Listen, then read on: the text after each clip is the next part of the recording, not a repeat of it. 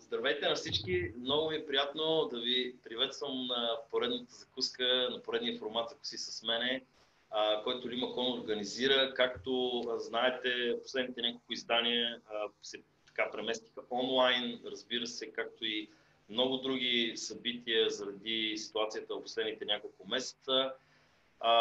Това на хората, които имат желание да се събират и да обменят идеи и опит, разбира се, не ги спря и ние успяхме заедно с много други хора да се изнесем в онлайн пространството и там да продължим да организираме подобни събития. Днес формата е така много специален и за мен лично, защото на гости ни е един човек, когото аз изключително много уважавам, с когото ни свързва много и така в нашата общност в Пловдив и покрай Лимакон, не всички знаят, че всъщност преди моето така преместване, моето пътешествие от София към Пловдив, аз бях силно ангажиран с една кауза и все още смятам, че съм и в сърце, и в душа, свързана с дигиталната промяна в България и защо промяната, която е изключително належаща днес. За мен огромно удоволствие гостта ми е Саша Безуханова. Саша, здравей! Здравей, Иване! Добро утро на всички пловдивчани, които са с нас тази сутрин. Да, сигурен съм, че има и хора от други краища на България и не само. Имаше сериозен интерес към закуската, разбира се, това беше очаквано. Аз само да кажа няколко думи, просто защото не за първи път те представям, но съответно през годините са се случили много неща. Саша е един от дигиталните лидери на България. Тя е инвеститор, ментор, човек, който е изключително силно ангажиран с бизнес екосистемата в страната и един от така защитниците и модераторите на европейските теми и разбира се на интересите на България на европейско ниво. Сега тя е, нали, така от вече 7 години, тази 2020 ще празнуваме следващия месец 7 години от създаването на дигиталната платформа MoveBG, за която днес също ще си говорим, но същевременно Саша е ангажирана много в сферата на IT, Българския център на жените в технологиите, където борбата е за това колкото се може повече да има равноправие между половете в IT сектора и съответно платформата Edit, която е вече пряко свързана с стартъп екосистемата и разбира се един от най-сериозните радетели на зелената тема, на зеленото развитие на България, на иновациите, свързани с околната среда, за които също ще си говорим днес. Днешната тема е новото време, една дума ренесанс, която Саша използва и аз наистина ще се радвам да ни кажеш малко повече какво се крие основно за тази дума. Като нашите зрители, знаете много добре, може да коментирате постоянно в чата, съответно да задавате въпроси, аз ще ги адресирам към Саша, ще модерирам. В Facebook сме също на живо, така че и в Facebook може да коментирате и да задавате вашите въпроси и мнение. Саша, добре дошла, заповядай. Благодаря за поканата, Иване, също така за представянето ми. Много се радвам, че имам възможност виртуално да закусим днес заедно с много хора, които вероятно с удоволствие скоро ще дойдат и на живо в Лимакон, където аз също обичам да идвам. В предварителния ни разговор коментирахме, че може би интереса на аудиторията ще бъде по-скоро към перспективите за развитие на бизнес средата в България, на която аз съм посветила от една по-различна, може би от традиционната гледна точка, много от енергията ми. Но разбира се, в навечерието на 7 годишнината от MoveBG ще започна от там. Аз имам дълга кариера в дигиталния бизнес. Това е доста хора знаят за това нещо и преди 7 години реших да създам с идея ние да стимулираме едно по-различно развитие в България в посока на това дигиталните технологии, новите решения, които тогава си проправяха път и навлизаха, но не бяха така утвърдени в България, да бъдат приложени в системи, които са свързани с социално развитие, в също така един общ процес на демократизация, ако щете, на използването на такъв тип решения в по-широкия контекст. 2013 година беше особена година за България. Тогава, спомняте си, ние всички бяхме на улицата на протест. Това беше едно спонтанно колективно събуждане на хората за промяна. Такъв тип импулс имаше на много места в света. Той се случи в рамките на 3-4 години. Все едно пламъчета избухваха на различни места и хората се самоорганизираха.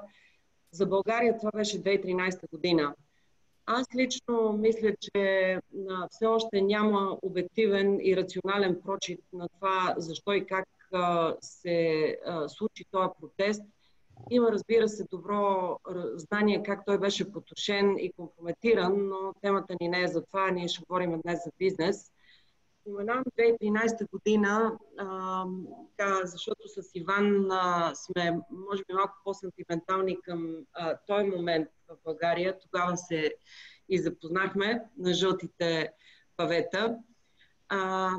Аз лично за себе си взех решение да напусна кариерата ми. Тогава управлявах един голям регион, 67 държави в Хюлет Пакард за 2 от бизнес линиите. И когато някак си стана очевидно, видимо, нещо, което седеше под повърхността, то не е преодоляно все още за жалост, а именно тази зависимост от андерграунда, от силите, които всъщност и определят една линия на живот на българите под стандартите на това, което средата може да осигури, да позволи, без да мобилизират таланта на нацията ни. Тогава аз лично реших, че ще напусна бизнес кариерата ми и ще дам пример за това как един човек, който има опит, има патриотизъм в добрия смисъл на думата, може да живее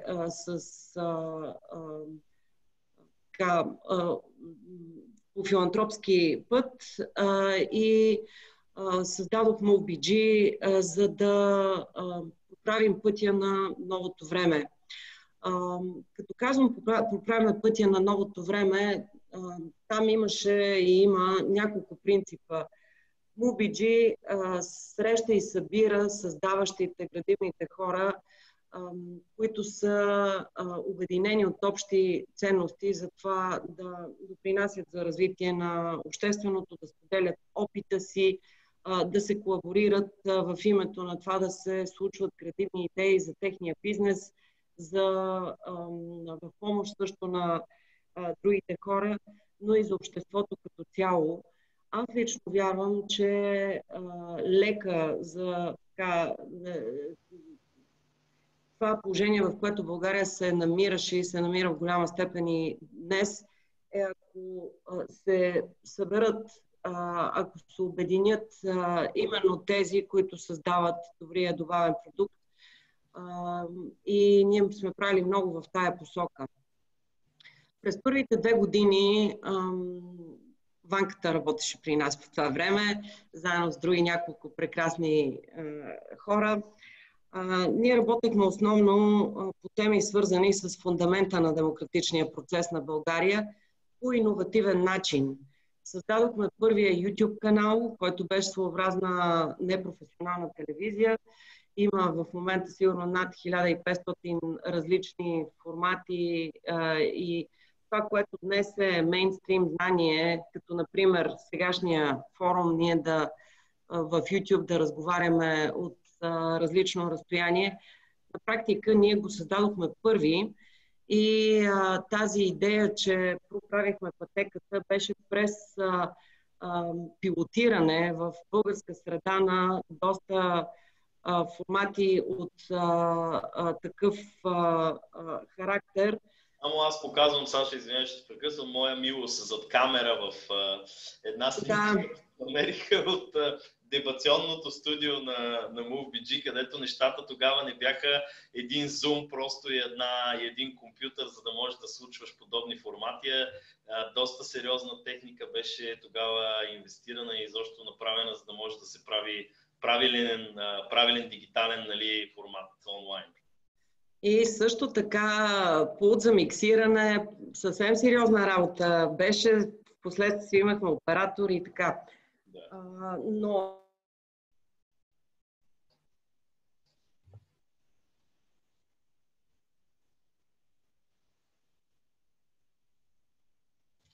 да, може би нещо, не знам при вас вижда ли се, но може би нещо прекъсна връзката при Саша. Да. Ами, ще изчакаме, тя сигурно ще се включи отново, защото най-вероятно нещо връзката при нея прекъсна. Саша замръзна. Да, казват ми колегите. Ами, случва се сигурно интернета в момента и при нея може би някакви проблеми прави. Едно време, когато организирахме подобни формати, интернет също беше ключов. Тогава бяхме в едно място в Бояна, където трябваше специален кабел да бъде прекаран. Съответно, това, което аз искам да добавя, докато Саша се включи отново, е, че беше наистина много трудно, същевременно не само ресурсоемко, но и организационно ти да направиш подобен тип събитие.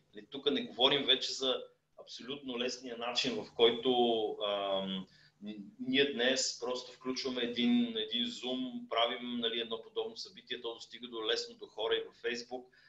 Тогава наистина беше трудно и съответно изискваше един екип от хора, които стояха зад камера, които бяха на пулта. И тогава хората някакси се чувстваха и доста по-странно, когато ги канахме на подобни събития, защото сами разбирате, че не всеки е готов на подобен тип формати и същевременно е трудно да се мотивират хората да го правят това нещо. Тогава алтернативата и идеята за това да се стримва на живо дадено събитие беше точно тази, че първо мейнстрим телевизиите не даваха възможност за подобен тип теми и същевременно, ето Саша се появява. Момент само да видим. Саша, здравей! Не знам при мен или при вас падна за малко мрежата, но аз съм сигурна, че ти, Иване, добре познаваш този период и си продължил мисълта ми за това какво и как се случи в тези първи години. Да, аз просто споделих и се разкарах леко колко по-трудно беше да правим онлайн събития едно време, колко по-голям екип се изискваше и колко по-неприятно беше, неестествено беше това нещо. Така че дотам сме. Да. Но това, което аз всъщност исках да кажа, че в този будителски процес, защото по същината си MoveBG е една будителска организация, ние през всичките тези години сме вършим една апостолска работа да проправиме път на нови формати, на нови идеи, на нови концепции, включително в социалното, за сдружаване. Затова хората ни питаха защо вие не създадете твърди структури, защото света върви към една друга линия на пулсиращите общности. Хората се сдружават според интересите им. Те принадлежат днес към една кауза, утре същите хора се включват в друга общност. И това е един глобален процес, който тогава беше по-малко разпознаваем. Днес всички ние виждаме, че всъщност има един една ясна линия на това, че дигиталните технологии събират хората и дават една възможност да се сдружават, да участват в различни тип формати. Има също така изцяло нов процес в бизнеса, който е свързан с това, че ако до вчера парите се правеха, ако ти победиш конкурента си, днес те се случват, ако ти заедно с твоите конкуренти на обща платформа предоставяш своя бизнес. Тоест, ние имаме една фундаментална трансформация в света, която е свързана с дигиталната свързаност, свързана е с демократизацията на достъпа до информация и с нарушения баланс човек-природа. Всички тези три фактора създават изцяло нова динамика на света. MoveBG се създаде и работи, за да наложи стандартите на идващото ново време. И ако ми позволиш още минутка, аз да разкажа защо това време аз наричам нов ренесанс и всъщност муварите сме героите на новия ренесанс. Ще дам малко от философията на това какво случва край нас, защото може би то не е до край разбрано. Всъщност, подобно на средновековния ренесанс, в който навлизането на новите технологии, навлизането на облегчаването на достъпа до информация, машината на Гутенберг се е създала в края на 16 век и това е позволило писаните на ръка текстове да бъдат печатани, което е революционен акт. Той позволява много по-бързо да се разпространи информацията, създават се пътища. Тези тенденции на влизане на технологии, комуникации, тогава пътища, но и също така прогресивните феодалите, които са искали да се еманципират от църквата, която е държала канона, по същия начин в момента протича един подобен с нови инструменти процес, в който технологичното развитие и създаването на една нова достъпност до информацията и осъзнаването за различната мисия и функция на бизнеса, т.е. новото лидерство, този процес тече в момента. И ако преди 7 години той някакси не беше разпознаваем, то днес всеки си дава сметка, че в света се случва фундаментална трансформация и тя се манифестира в всеки един аспект от живота ни. В бизнеса вече едни стартиращи компании на по 2-3 години с онлайн маркетинг, с едни малки пари, с ефектни постове, те успяват да застанат в конкурентна позиция с големите корпорации, с брандовете и да ги изместят. В политическото ние виждаме един изключително сериозен натиск върху конвенционалните партии, които до вчера предлагаха идеология, предлагаха концепция за света, те се бореха тези идеологии. В момента всеки един в своя Фейсбук профил е лидер на общност. Той може да лансира политическа идея, той може да има последователи и в тази общност той създава един контрапункт на де-факто вчерашното партийно. Така че всъщност ние предстои да видим изключителна смяна на това как политическото ще се случва, защото хората застават зад различен тип идеи и ние прехождаме в този процес по начина, в който ние прехождаме в бизнеса, за който ще отдава малко повече време. В образованието, ако до вчера училищата, университетите бяха храмовете на образованието, навсякъде, за всеки. Ти си пред компютъра си, ти си в дома си и имаш на практика безограничен достъп до цялото знание на света. Така че това също налага един доста сериозен процес на премислене на това как се случва образователния процес и има пионери също така и там. Мога да продължавам тази линия. Исках по-скоро да илюстрирам за това защо всъщност ние в MoveBG правим едни неща, които от 7 години, които не са конвенционалните. Много са ни питали, вие точно какво сте? Think Tank ли сте? Застъпническа организация ли сте? Образователен център ли сте? И защо вие работите по толкова много теми? Работим по толкова много теми, защото света е комплексен, той е цялостен, той е холистичен.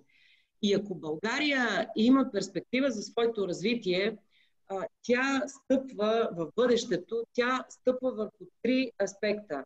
Едното е дигиталното развитие, което е бъдещето на...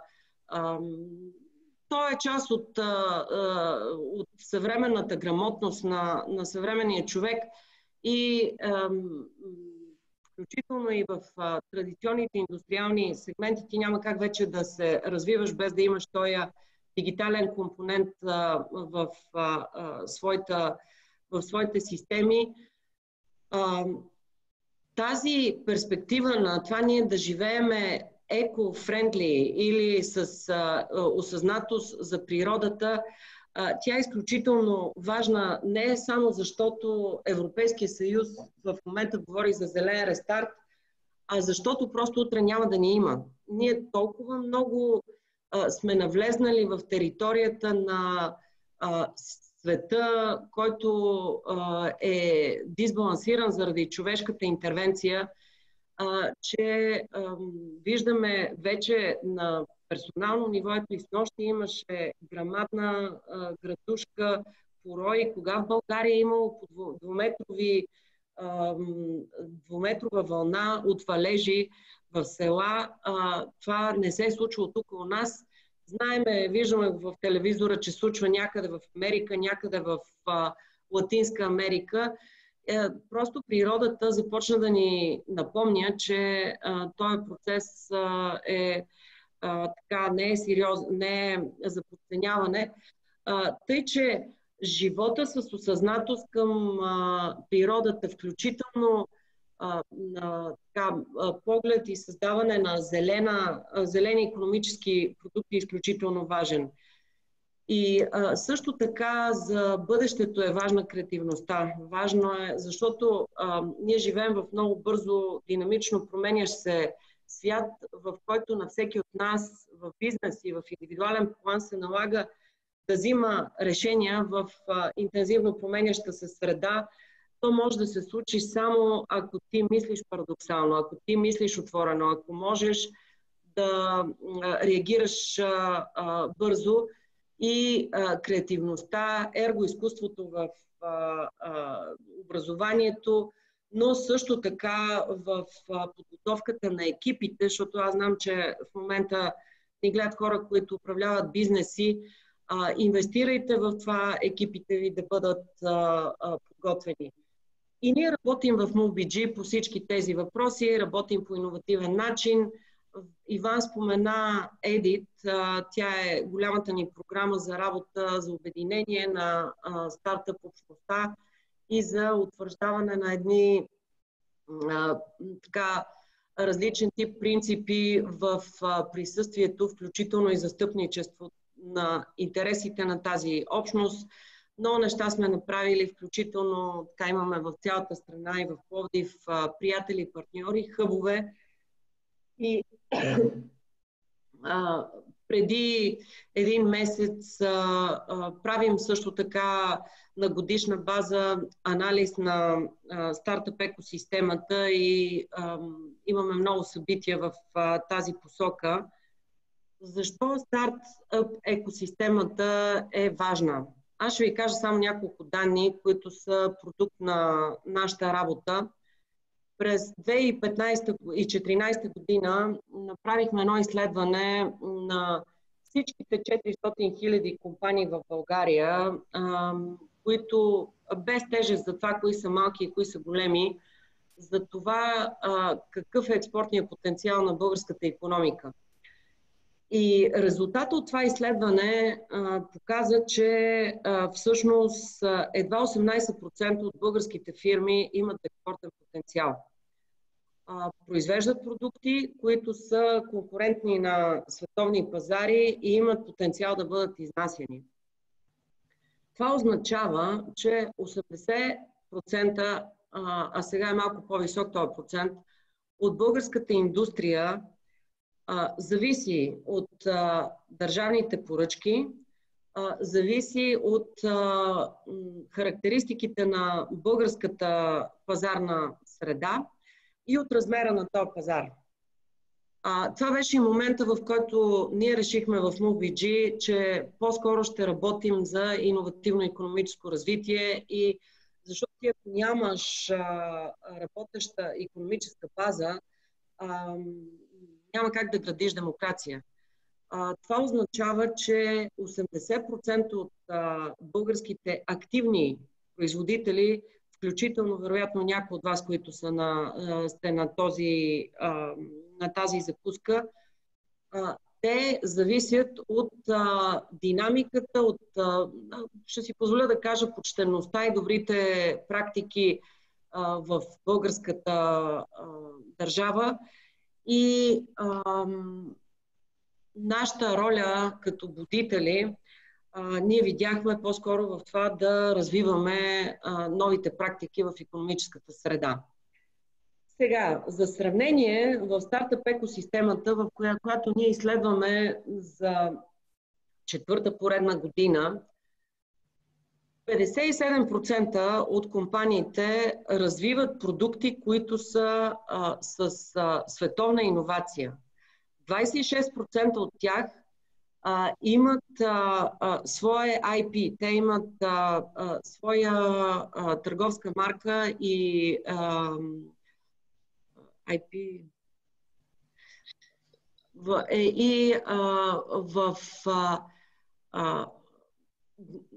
Другото, което така за мен лично беше изключително приятно разбиране, е, че всъщност в България се работи по най-високите тенденции. Това са финтек решения, това са решения с изкуствен интелект, гринтек компании има, етек компании, проптек компании. И всъщност, ако ние се умеем от тези млади компании да създадем корпорации, които растат от България, ние ще променим портрета на българската икономика от ишлеме икономика в икономика с добавена стойност. Това означава да има ресурс за образование, да има ресурс за инфраструктура, да има ресурс за култура, да има ресурс за социални фондове, който се произвежда от България. Тогава България ще аутсорсва своя дейност към съседни държави, а не ние да бъдем аутсорс център и таланта на българските инженери, на младите хора да отива в една индустрия, която отваря работни места, но тя носи добавения си продукт някъде извън България. Казвам го това, защото в България все още няма голямо осъзнаване, според мен, или поне то не е споделено, за това доколко аутсорс индустрията е полезна и доколко тя вече представлява бариера. През 2005 година, аз тогава управлявах Hewlett Packard в България, ние създадохме в HP първи аутсорс център. За 2005 година това беше един прогресивен акт, защото чрез въвеждането, навлизането на чужди компании се транспортира интензивно знание и опит, който нямаше как да роди българската индустрия. Днес, 15 години по-късно, когато има изключително много, аз мога да ви кажа за над 500 български млади компании по най-високите стандарти, има традиционни предприятия, които въведоха иновативни практики, особено среден клас предприятия, които са автентични и са пораснали и са създадени от будни предприемачи и в леката промишленост, в някои биотехнологични решения, разбира се в IT индустрията, която аз познавам по-добре. Днес да продължаваме ние да каним хора, които да откриват свои аутсорс центрове, особено с ниските услуги, кол-център услуги, това е контрапродуктивно за развитие на българската икономика. Има смисъл от това ние да бъдем в тая верига на доставки за високи инженерингови решения, за R&D решения в колаборация с големите компании, но това е въпрос на смяна на политиката на държавата. Онзи ден пак чета, Комерцбанк отваря свой център с 400 човека, ще ли да станат 1000. Дано Комерцбанк да развива своите софтуерни продукти в България с 400 до 1000 души, а не просто да изнесе едни кол-център съпорт услуги. Затова България не е вече така държавата. Тъй, че знам, че в Пловдив има доста голяма индустриална зона. Много ми се иска да се развият и там предприятия, които създават този авторски продукт, защото профила, по моя информация, е по-скоро на това да се асемблират продукти. Вие сте елита на вие сте така икономически елит на този регион. Поставете си го като задача. Имаме нужда от това таланта на България да влиза в производства, в дейности, които са качествени и подкрепят български предприятия.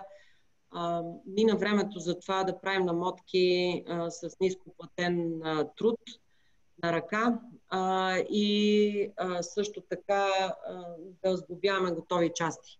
Не ни е това ролята. Ние сме член на най-елитния икономически и политически клуб в света, Европейския съюз.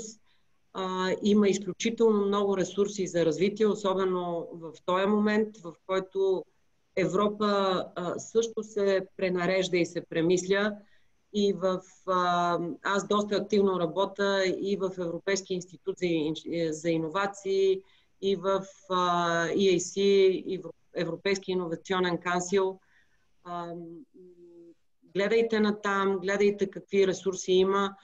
Само за сега, пост-ковид, възстановяването на икономиката, която има много сериозен зелен фокус, ресурсът е от 875 милиарда за 4 години.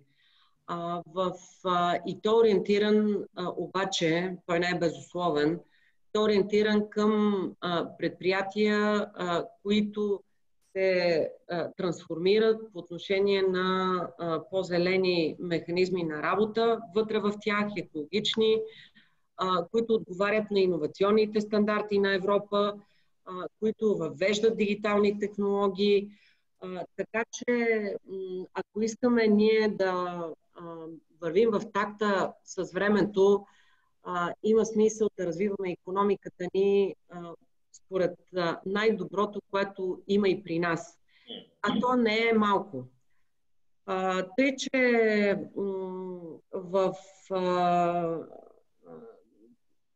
не знам, Иване, ако искаш, ти насочи малко, защото аз мога да го... Много смисъл, абсолютно съм съгласен с тебе. Аз смятам, че това, което ти казваш, и всъщност нали, важното е и много хора, тук когато говорим за обществени и за национални политики, не се задава посока. В едни времена, в които аутсорсинга беше много нужен, и ти много правилно каза, 2005 година това е било нещо проактивно, нещо прогресивно, нещо, което през годините и до ден днешен международните компании, благодарение на аутсорсинг центровете, си вкараха малко или много корпоративно ноу-хау, работна етика, Имаше възможност, нали, да се докоснем до добри, все още имаме възможност да се докоснем до добри управленски практики, много решения, нали, които в България не са приложими, благодарение на този международен консорциум, който идва дори, нали, в аутсорсинг сферата. Но днес, когато ние вече трябва да заложим, и много правилно ти каза, ролята ни вече не е такава. Ние трябва наистина да осъзнаем, че трябва да заложим на друг фокус в икономическото ни развитие. И аз също бих, нали, присъединявам се към това, което казваш за Пловдив и региона, че съответно тук все повече трябва да налагаме възприятието, че имаме потенциала и капацитет да се превърнем в създаващ център, а не в изпълняващ. И моят въпрос към тебе, аз много чувам от местния бизнес, да, ние сме съгласни с това нещо, българските компании, дори миналата седмица бяхме при наш прекрасен клиент, българска компания, която инвестира много в развоен собствен център. Те казват, младите хора не искат да стават инженери. И това е една много сериозна битка, защото все още стои старото индоктронирано възприятие, че това да си инженер не е cool. Това да си някой, който се ангажира с технологии, с електроника, с всякакви джаджи, свързани с индустрията, не е нещо интересно.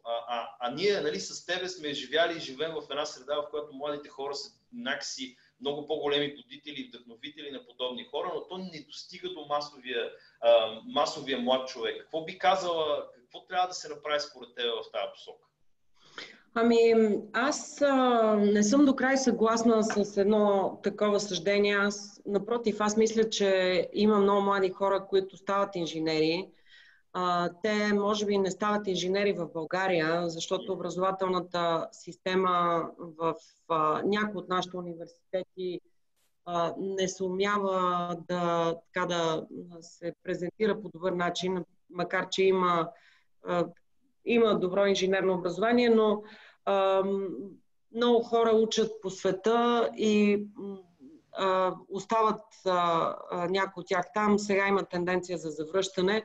Аз по-скоро мисля, че доста млади хора избират инженерната професия, защото тя носи перспективи. Те са осъзнати за това, че има възможности, които са различни от работата и в интерес на истината българските инженери от тая генерация, от 30 годишните, са изключително качествени. Сега, вероятно, те не са равномерно разположени в страната. София все още е магнит и е център и тя дава по-голям избор за това да работиш отрано творчески. Затова е също така много важно да извън София да се развиват индустриални предприятия, които носят цялата палитра на иновациите, не просто са едни технологични поточни линии, в които очевидно млади хора може би нямат чак толкова голям интерес да останат и да работят, макар че Пловдив е един изключително приятен град за живеене и когато се правят такива избори, това колко пари изкарваш далеч не е единствения фактор. Тъй, че дефицит на инженери обаче има навсякъде по света. Само в момента в Европа има над 700 хиляди отворени работни места инженерни, които чакат своите адресати. Това е свързано именно с тази трансформация на икономиката по посока на дигитализиране и разбира се, възможността за дистанционна работа също блътва, така фигуративно казано, доста от този капитал, който вероятно заводите и предприятията чакат. Защото младите хора, това е също една характеристика на това поколение, те искат да имат своята свобода. Те традиционно правят по 2-3 неща в живота си и едновременно работят на гъвкаво работно време, те са фрилансъри, също така обичат да карат сърф или да скачат с парашут.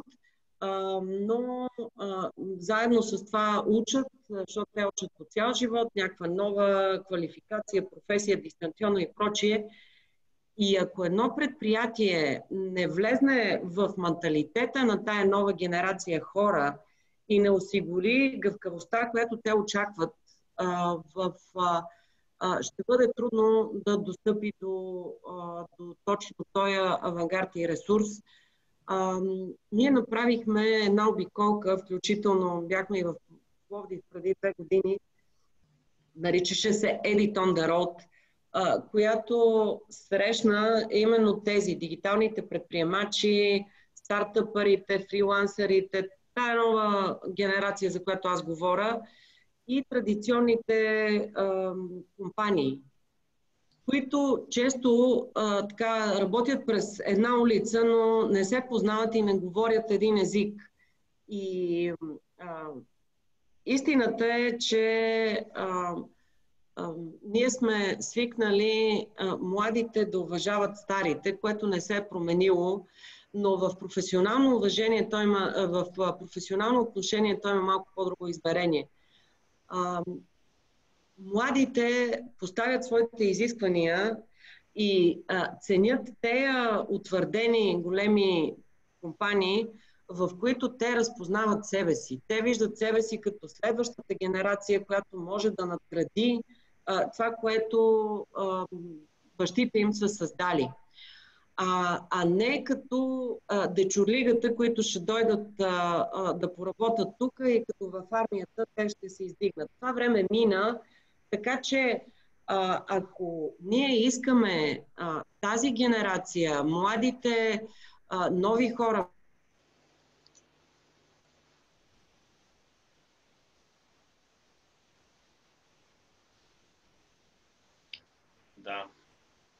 предприятията, те трябва да имат пространство и много ясен мандат за това да участват в управленския, включително процес на компаниите.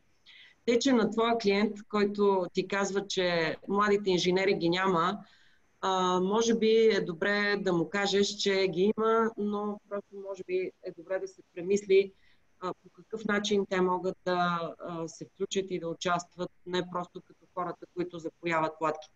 Съгласен съм напълно. Аз смятам, че наистина е дошло времето да се... Защото в България семейният среден бизнес е един от стълбовете на икономиката и в много от тези компании всъщност е реалната възможност да се създаде развойна дейност, да се направят нови иновативни продукти. Виждаме тази тенденция, разбира се, в старото консервативно управление да предава вече щафетата на новото с малко повече доверие в това, че то ще дисръпне, нали, ще разтресе малко бизнес модела, ще вкара нови технологии и това, нали, е някакво доверие, което разчита, разбира се, че компанията ще продължи да се развива. Ние имам един въпрос от Антон Вълков, ще го задам.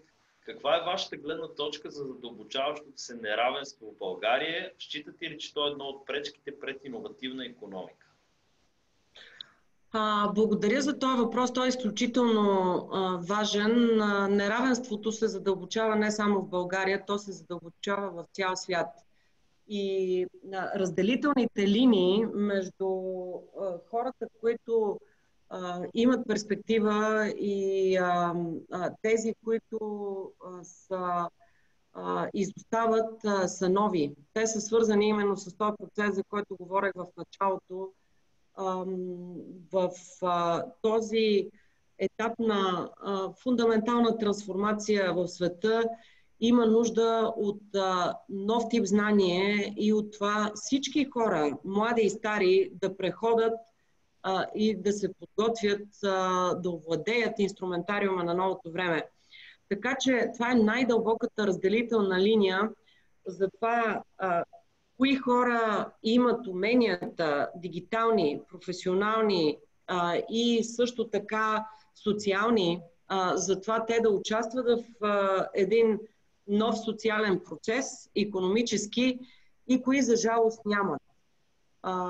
Разбира се, в така прехождането е изключително важно и изключително важна ролята на управлението да помогне, да създаде условия, така че максимален брой хора, това е отговорността на практика на властта, защото тези хора са там, за да служат на хората. Те са избрани по дефиниция, затова и се очаква да имат качествата да могат да създадат максимално добри условия. Това се прави в други държави по-добре, отколкото в България. Ако говорим конкретно за условията тук, няма и аз да се включвам.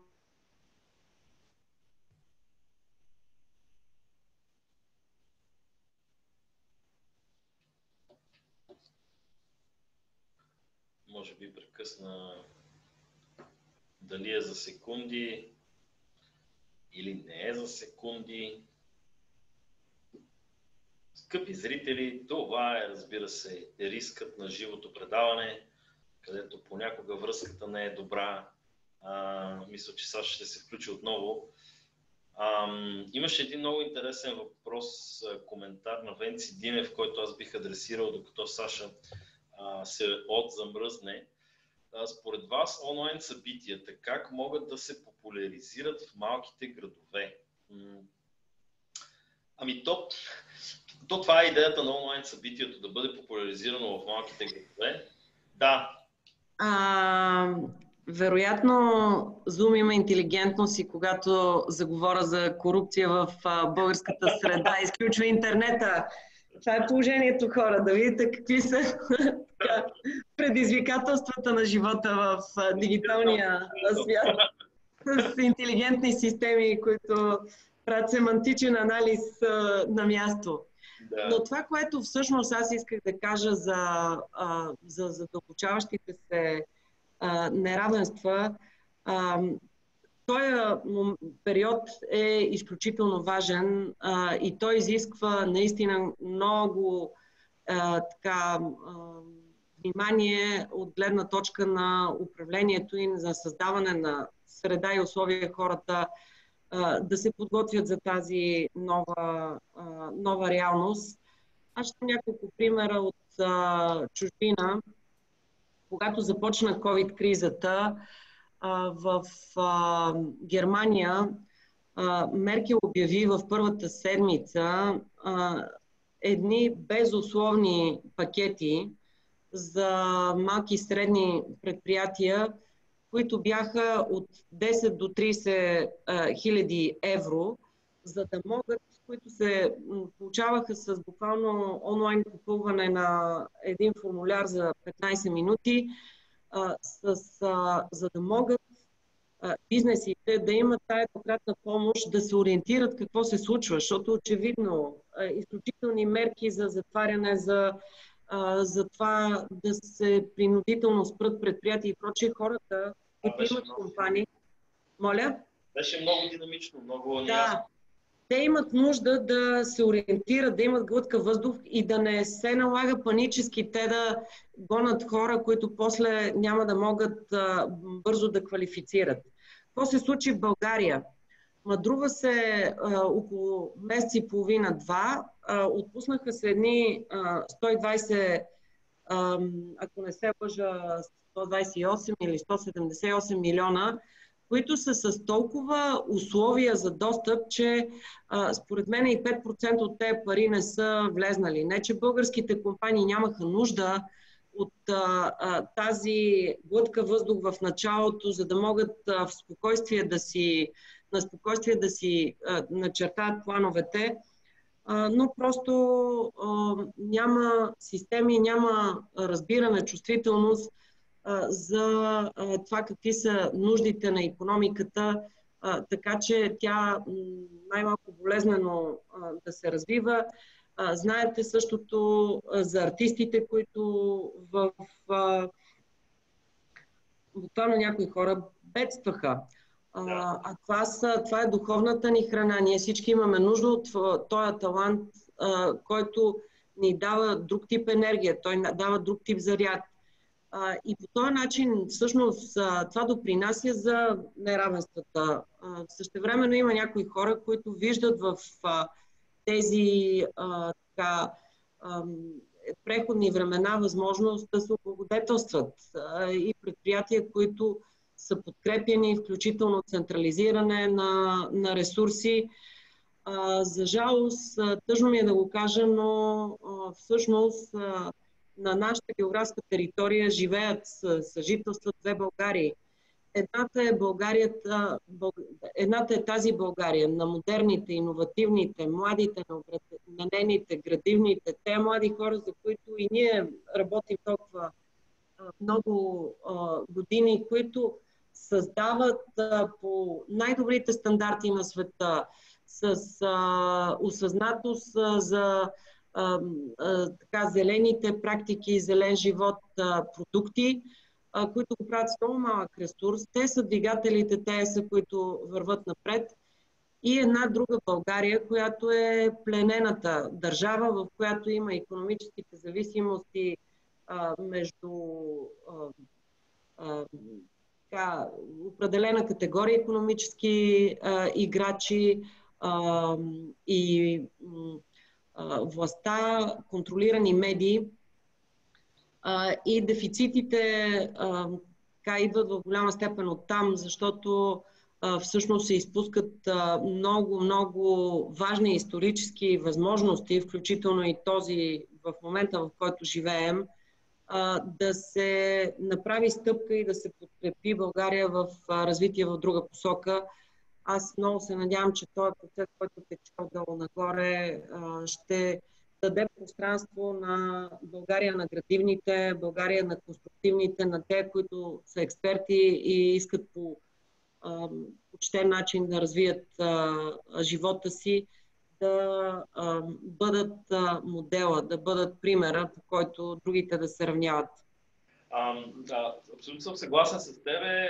Продължавайки темата за неравенството, имам точно така два въпроса и коментари. Единият коментар, който аз започнах да адресирам въпрос от чата в Zoom, е свързан с малките населени места. Как според вас, Венци Динев пита, онлайн събитията могат да бъдат популяризирани в малките градове, и ще ти споделя и на нашия добър приятел Сергей Петров от Фейсбук. Сергей е един така будител, сериозен, свързан с един от най-прекрасните същества на планетата, пчелите. Въпрос към Саша Иван: какви са практическите инструменти, с които съветвате да се справяме с негативите в средата около себе си?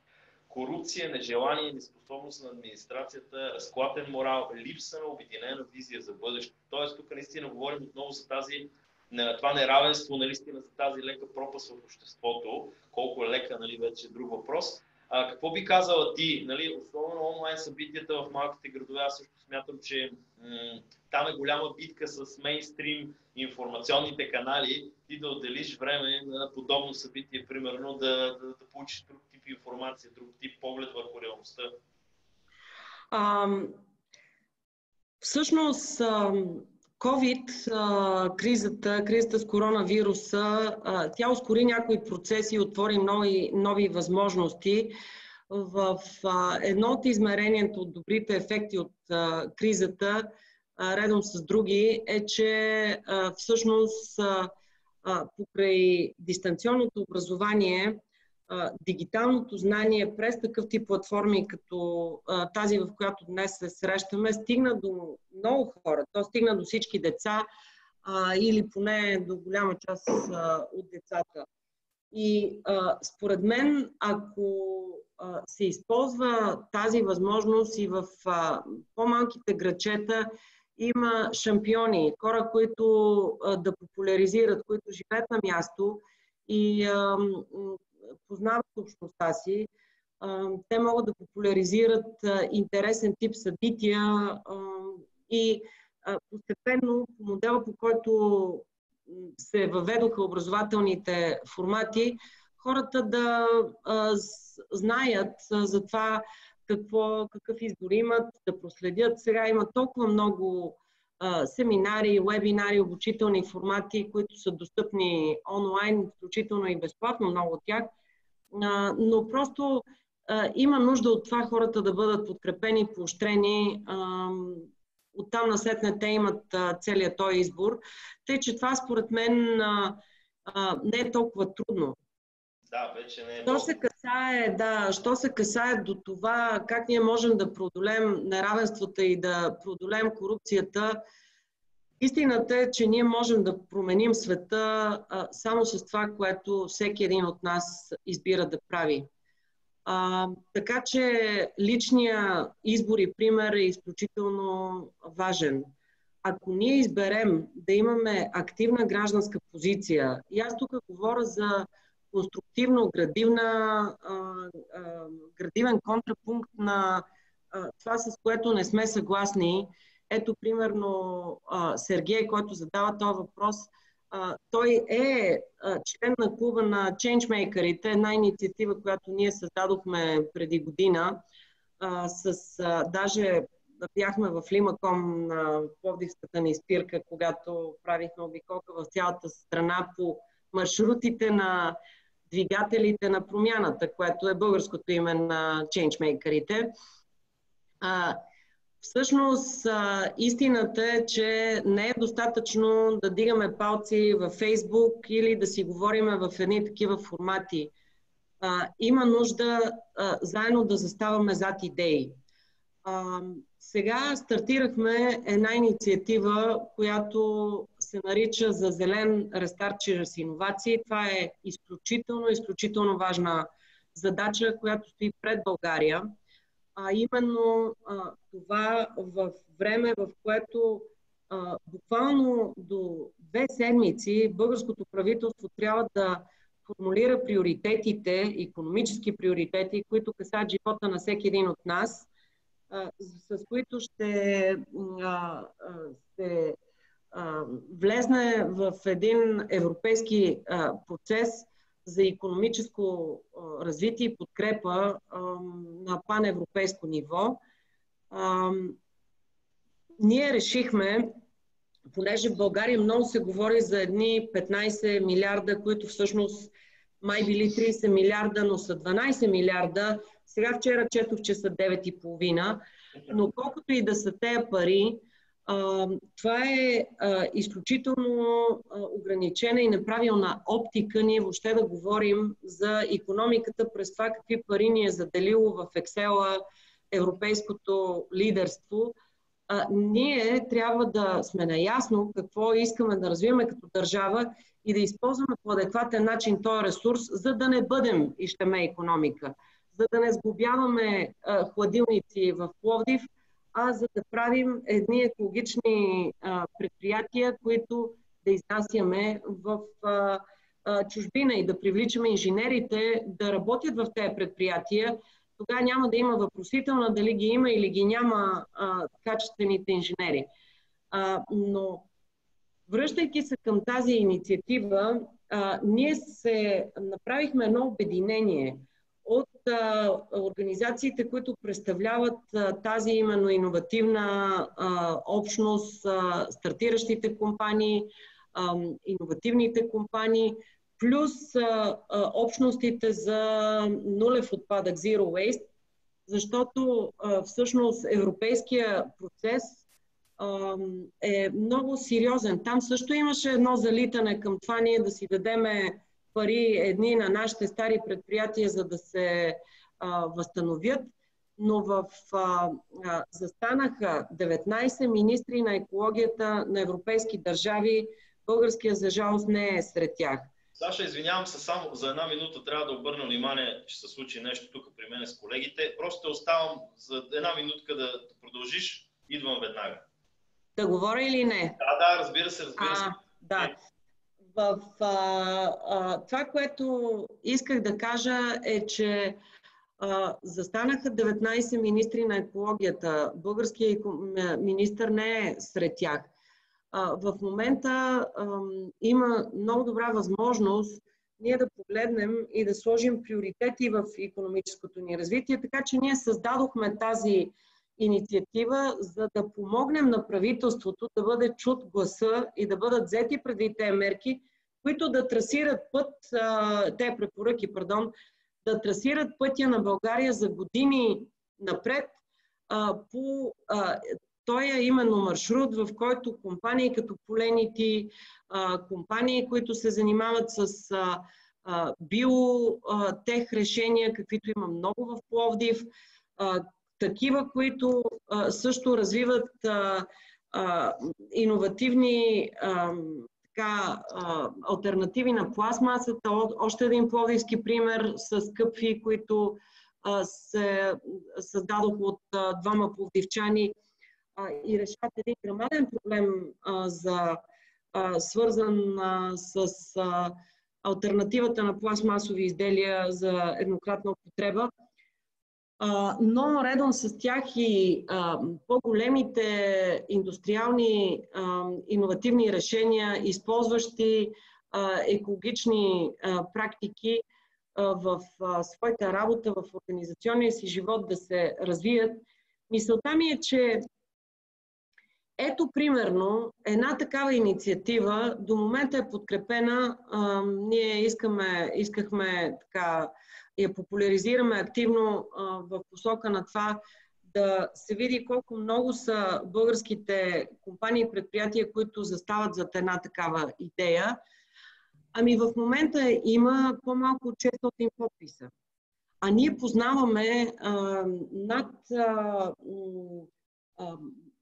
2500 персонално хора, които познаваме, че развиват такъв тип иновативни практики. Тоест, ако ние искаме да бъдем конструктивната алтернатива и да интервенираме върху тези корупционни практики, върху тези неща в управлението, в планирането на държавата, които не ни харесват, ние трябва да заставаме зад такива инициативи. Ние трябва да участваме в такива обединения, да се чува гласа ни, да има форум, включително на терена на Лимаком, в който ние говорим за този тип проблеми. Така че, Сергей, това е пътя.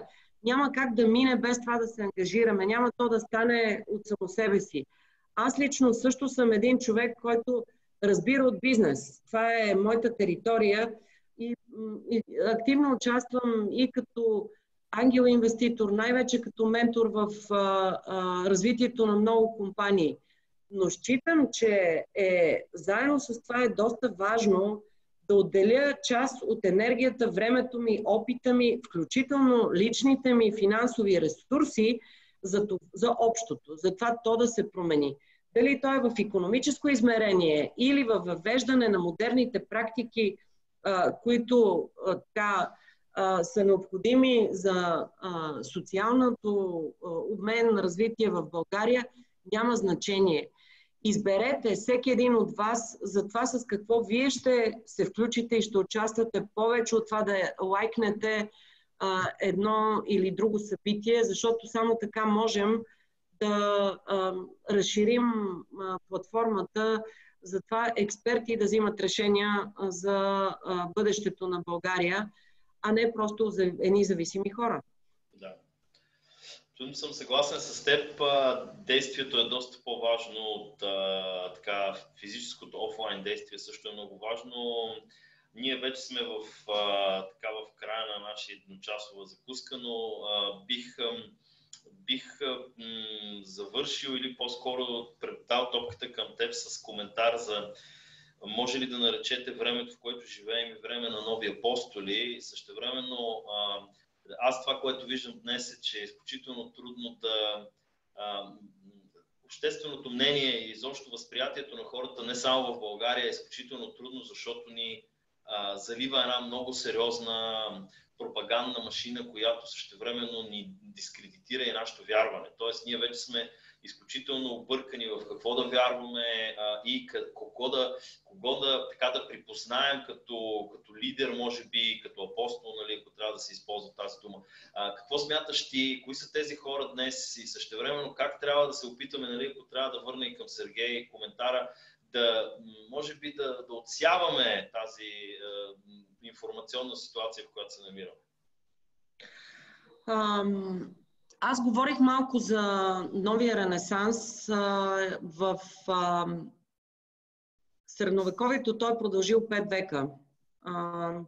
Сега обаче този процес е много по-интензивен и неговите апостоли са именно тези съзидателни хора, които владеят инструментариума на новото време, за което също поговорихме, но също са с осъзнатост за това, че те имат ангажимент към това да допринасят, да предават знанието, да участват в развитието на общността.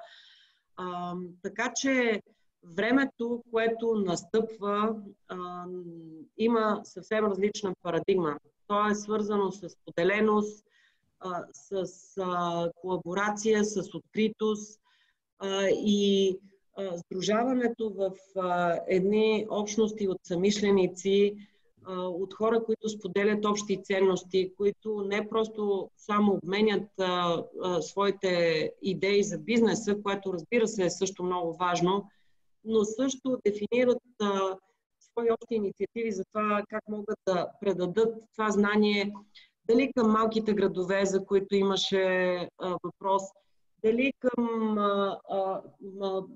да направят някоя друга лекция в училище, за да дадат перспектива на следващата генерация на по-младите хора. Това е апостолството. Това е апостолското. Аз съм оптимист и съм окуражена от това, че все повече хора са осъзнати за това, че живота е много повече от това ти да печелиш добре за себе си и да си осигуриш своята лична инфраструктура. Все повече хора са пробудени и имат потребността да работят и в полза на развитие на обществото. Така че разпознавайте ги, те са видими, те са разпознаваеми, те не ви канат в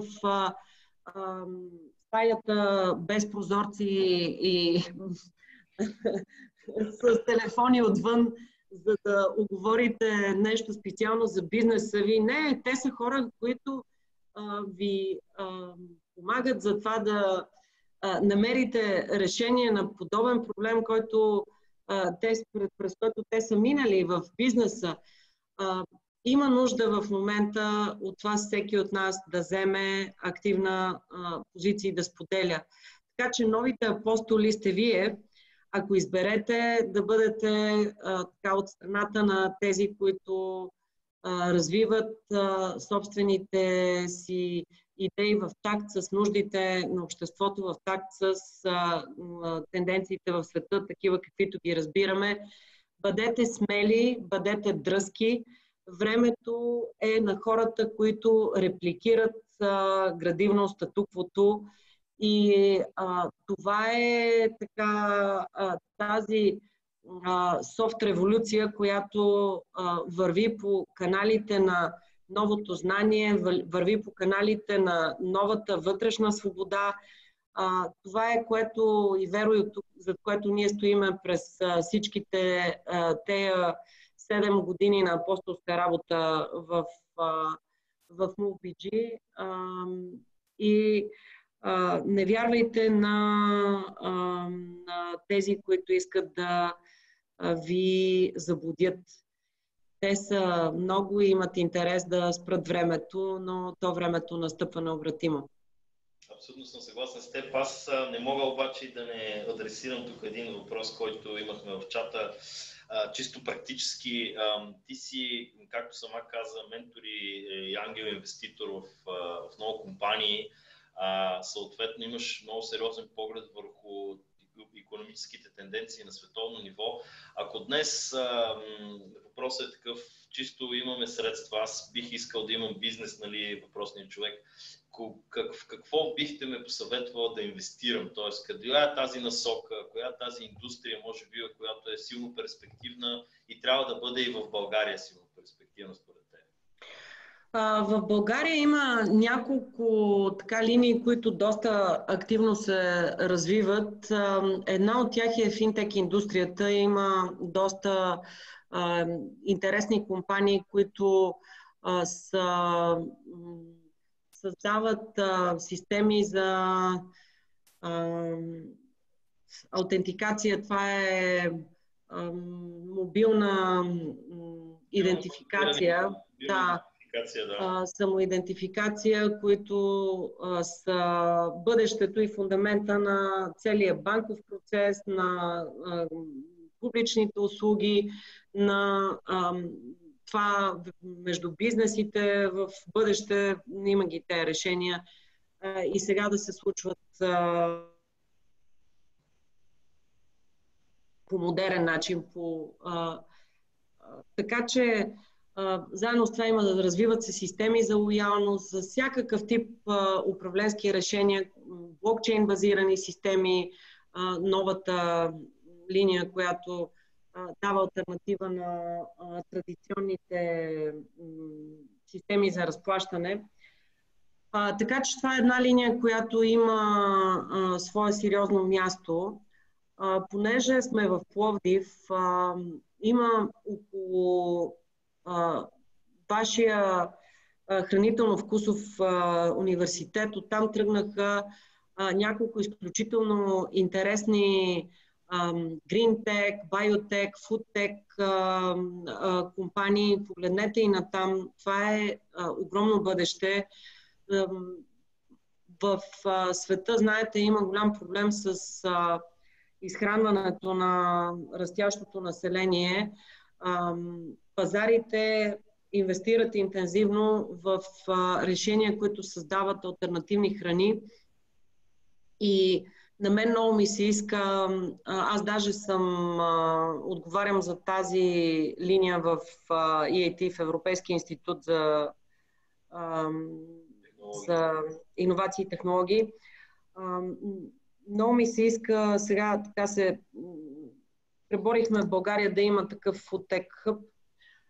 Това е също една линия, която тепърва има да се развива и е добра перспектива. Мога да продължа в платформени решения, в клауд-базирани решения. Има много, което се случва така, с по най-високите стандарти в България. Но ако трябва да ви посъветвам в какво да инвестирате, аз лично бих ви предложила да инвестирате в нещо, което разбирате. Защото един ангел-инвеститор не просто дава парите си на едно по-интересно място, отколкото да ги остави в банката. Той също участва, или поне би трябвало да участва в този процес на израстване с опит от големия бизнес. Ти си безценен за тези млади хора. С това как се развива една компания от малко предприятие до голямо. Какви са вътрешно-управленските механизми? Какво значи юридическа защита?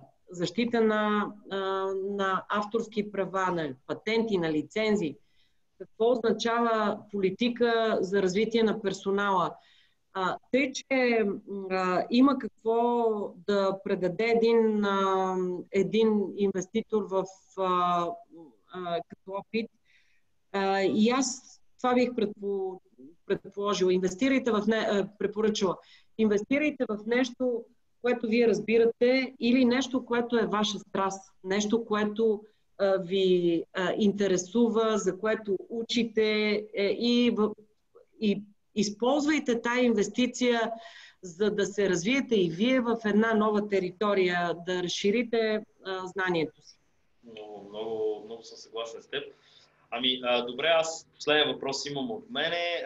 Съответно бих казал тук и свързано с коментари на Сергей, мерси за времето и дневната дозичка мотивация.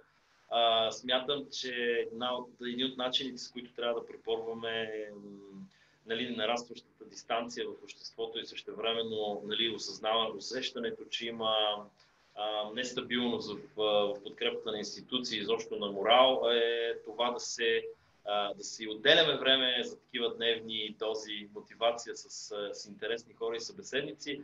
Саша, аз изключително много ти благодаря за времето отделено и последният ми въпрос към теб би бил: на 11 юли MoveBG прави 7 прекрасни години, числото 7 е много така специално.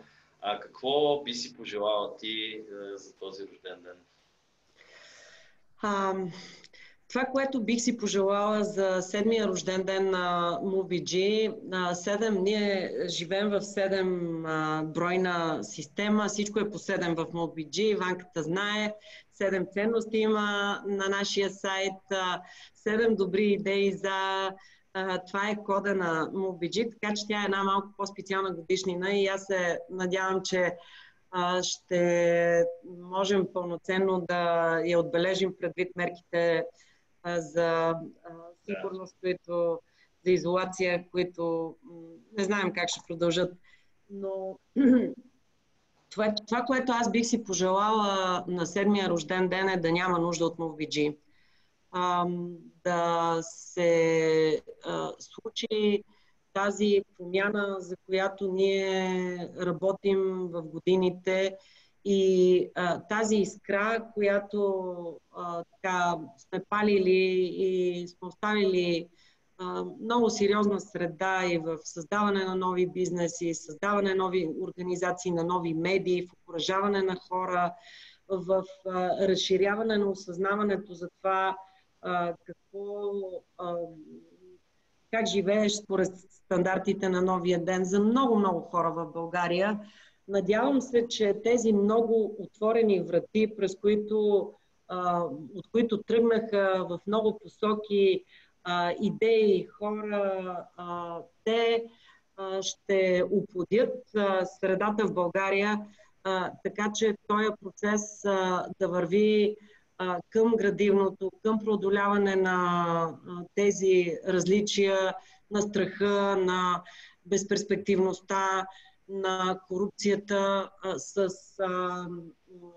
капацитета, с енергията на армия от хора, които носят тази ценност и култура. И тогава няма да има нужда от MoveBG. Все още има нужда, виждам го, заедно обаче с така всичките ни приятели в времето, ние създаваме тази решетка от градивно добро. Лимаком е един център, едно от звената. Ако си представите решетката, тя има такива доста свои свързващи звена.